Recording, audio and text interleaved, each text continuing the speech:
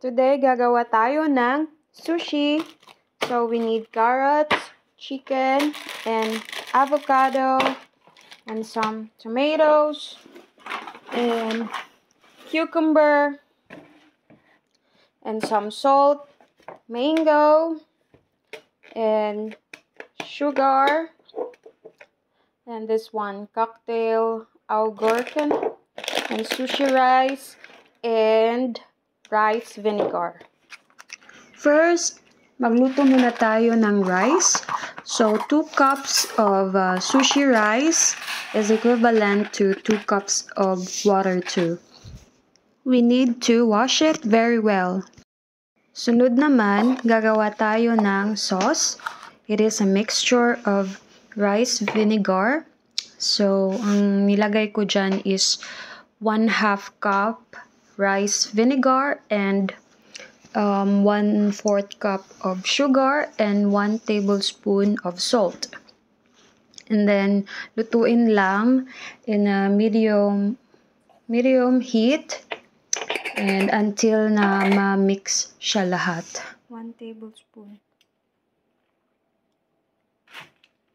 Tapos, halu-haluin. Sa other pan, magsaute lang tayo ng bawang.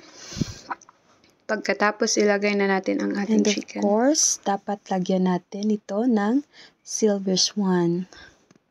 Dahil wala akong oyster sauce, ito lang yung nilagay ko para pangpalasa talaga ng bonggang-bongga sa ating chicken. And lagyan din natin ng black pepper. And rosemary, fresh from the garden pa yan, pangpadagdag ng lasa and bango sa ating chicken. And naglagay din ako nito. Herbs yan siya.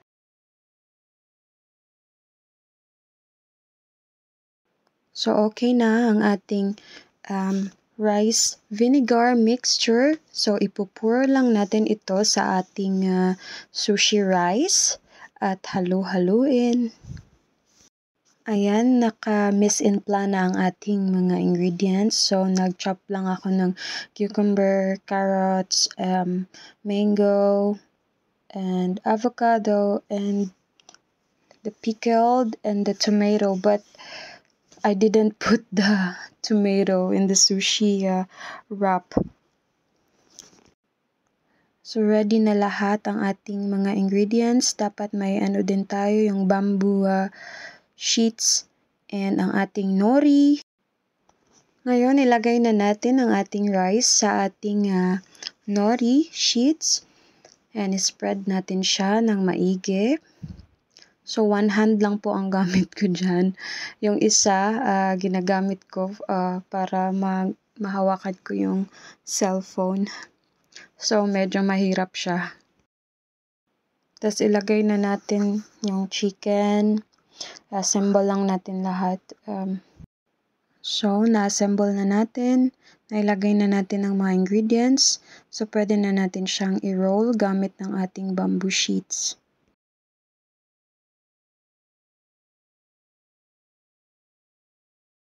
For finishing touch, maglagay lang tayo ng sesame seeds. So, optional lang po ito.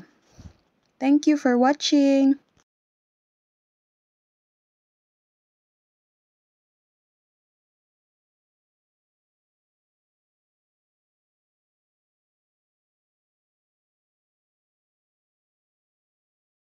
For finishing touch, lalagyan lang natin ito ng sesame seeds.